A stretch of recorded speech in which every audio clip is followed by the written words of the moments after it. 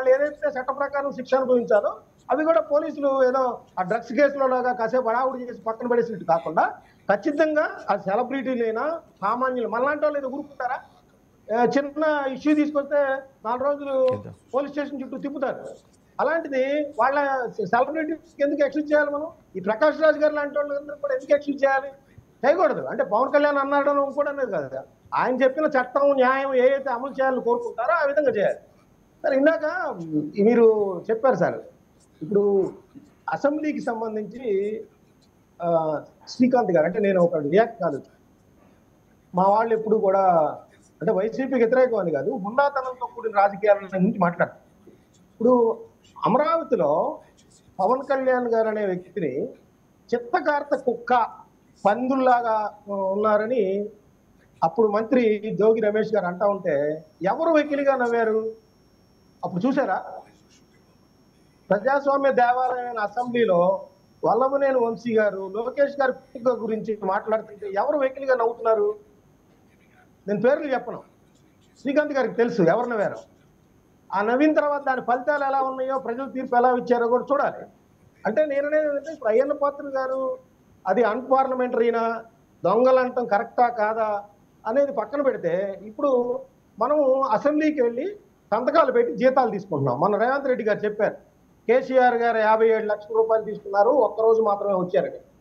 మరి ఇప్పుడు వీళ్ళు కూడా ఎంతెంత జీతాలు తీసుకుంటున్నారు, ఏమేమి క్వశ్చన్లు వేస్తున్నారు, ప్రజల నియోజకవర్గ సమస్యల గురించి ఏమేమి మాట్లాడుతున్నారు, ఎలా వీళ్ళు పరిష్కరిస్తున్నారు, ఎలా హుందాతనంతో వ్యవహరిస్తున్నారు. ఒకవేళ స్పీకర్ గారు కూడా అది వాళ్ళు అలా చేయటం తప్పు అయితే అసెంబ్లీ నిబంధనల ప్రకారం వాళ్ళ మీద చర్యకి దిగాలి, వాళ్ళకి ఖచ్చితంగా చర్య తీసుకోవాలి. ఆ విధంగా ప్రొవిజన్ అంటే సంతకాలు పెట్టి అలా వెళ్ళిపోవటాన్ని సభ్యులందరూ కలిసి ఒక తీర్మానం చేయాలి. శాసనసభ వ్యవహార శాఖ మంత్రి కానీ ప్రభుత్వం కానీ ఈ విధంగా దొంగచాటుగా వెళ్ళిపోవడం అనేది తప్పు అయితే ఖచ్చితంగా నిబంధనల ప్రకారం చర్య తీసుకోవాలి వాళ్ళ మీద.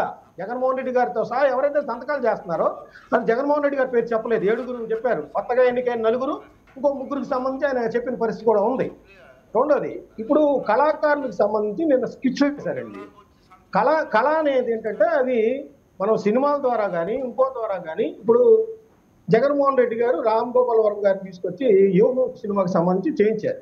అది ఒక కళ ద్వారా అవతల జరుగుతున్న ప్రత్యర్థి పార్టీలు చేస్తున్న దురాగతాలు లేకపోతే వీళ్ళకి సంబంధించిన వ్యతిరేక కార్యక్రమాలని ఎండగట్టడానికి ఒక సినిమా తీయమన్నారు. అలాగే వీళ్ళు ఆ స్కిట్లు వేశారు. స్కిట్లు అనేవి డైరెక్ట్ గా చెప్పినట్టు కాదు కదా, ఒక కళారూపం ద్వారా వాళ్ళ యొక్క కళని ప్రదర్శిస్తా ఉన్నారు. అది కొంతమంది శాసనసభ్యుల్లో కూడా ఉండొచ్చు అనేది నా ఉద్దేశంగా నేను చెప్తున్నాను సార్. రెండోదండి, ఇప్పుడు మెట్రోలో బెట్టింగ్ యాప్స్ సంబంధించిన యాడ్స్ వస్తున్నాయి. ఇప్పుడు మెట్రోకి కూడా కేసులు అదే నోటీసులు పంపిస్తారా? చూడండి, హైదరాబాద్ మెట్రో ఆ బెట్టింగ్ యాప్స్ ఆ ప్రమోషను ఎక్కడా జరగకూడదు కదా ఆ మాటకు వస్తే. ఖచ్చితంగా ఇప్పుడు బెట్టింగ్ యాప్ ఇమీడియట్గా దాన్ని సస్పెండ్ చేయాలి కదా, మెట్రో కూడా వాటిని డిలీట్ చేయాలి, ఉపసంహరించాలి ఆ యాడ్స్ని.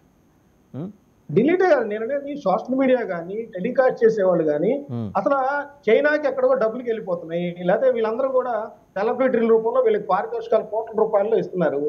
ఎవరైతే ఇన్వాల్వ్ అయి ఉన్నారో భారత చట్టం ఏం చెబుతుందో బిఎన్ఎస్ ప్రకారం వాళ్ళందరి మీద టెలికాస్ట్ చేసిన వాళ్ళు కానీ, వాళ్ళు ఎవరైతే వాటిలో పాల్గొన్న వాళ్ళు కానీ, ఆ డబ్బులు సంపాదించిన వాళ్ళు కానీ, ఆ డబ్బులన్నీ కూడా స్వాధీనం చేసుకోవాలి, ప్రజలకు చెందాలి. ఆత్మహత్య చేసిన కుటుంబాలకు కూడా వాటిని పంపించాల్సిన అవసరం కూడా ఉంది. ఎందుకంటే ఈ బెట్టింగ్ యాప్ల ద్వారా ఏ విధంగా నష్టపోతున్నారు ఏంటి, ఎందుకంటే ఆ కేసు వేసింది చెప్పాడు, నేను కూడా ఆ ప్రభావానికి లోనయ్యాను, అది మేలుకొన్న తర్వాత నేను వెళ్ళి కేసు వేశాననేసి ఆయన చెప్తా ఉన్నారు.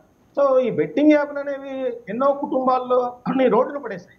ఆ రోడ్డును పడేసిన వాళ్ళ కుటుంబాలన్నింటినీ కూడా ప్రభుత్వం రేపొద్దున అశాంతియుత వాతావరణం ఏర్పడింది.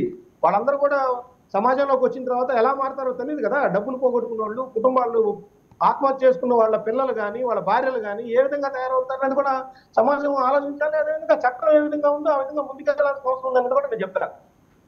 రైట్, ఒకసారి పెద్దిరెడ్డి రవికిరణ్ గారి దగ్గరికి వెళ్దాం. రవికిరణ్ గారు ఆరోగ్య శాఖ మంత్రి ఒకటి స్పష్టం చేశారు, మీరు ఆ క్లిప్పింగ్ కూడా చూడొచ్చు. ఏంటంటే, మేము మెడికల్ కాలేజీలు నెలకొల్పలేము, మా దగ్గర పైసలు లేవు.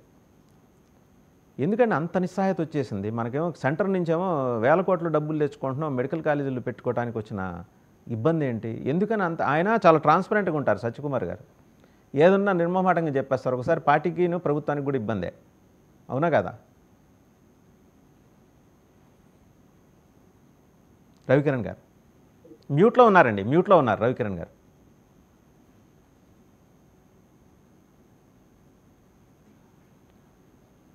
మ్యూట్లో ఉన్నారు, మ్యూట్లో ఉన్నారు సార్ మీరు.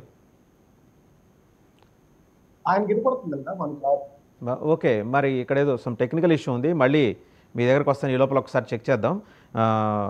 మనం వెంకట గురుమూర్తి గారి దగ్గరికి వెళ్ళాం. వెంకట గురుమూర్తి గారు, వైసీపీ స్పందించింది స్పీకర్ గారు మాట్లాడిన దానికి సంబంధించి. మెడికల్ కాలేజ్ ఇష్యూ నేను ఆయనతోనే మాట్లాడతాను, మీరు దీనికి మాట్లాడండి. వైసీపీ ఎమ్మెల్యేలు దొంగల్లాగా అసెంబ్లీకి వచ్చి వెళ్తున్నారని స్పీకర్ చేసిన ఆరోపణల మీద వైసీపీ ఎమ్మెల్యే ఆయన చంద్రశేఖర్ గారు, వైస్రాయ్ హోటల్లో క్యాంపులు నడిపిన వాళ్ళు, స్పీకర్ను అడ్డు పెట్టుకొని పార్టీ పక్ష నేతను పోటు పొడిచిన వాళ్ళని దొంగలు అంటారు. అంటే ఒక్కోసారి ఏంటంటే నోటి తొందర ఎక్కడి దాకా తీసుకొస్తుంది, అనవసరంగా పాత విషయాలన్నీ కెలుక్కోవటంలాగా అయిపోయింది. అవసరం అంటే స్పీకర్ స్థానానికి ఉన్న ఆ గౌరవం, ఆ డెకోరం వేరండి. ఇప్పుడు అన్నెసరీ ఇవాళ వైసీపీ వాళ్ళ చేత మాటలు పడే పరిస్థితి వచ్చింది కదా. అప్పుడు ఎప్పుడో జరిగిపోయింది, అది నిజంగా ఎన్నుపోట ఇంకోట మనకి తెలియదు. మనం అప్పుడు లేవు, మీరుండుంటారు, మీకు తెలిసే ఉంటుంది. వెంకట గురుమూర్తి గారు. వాసుదేవన్ గారు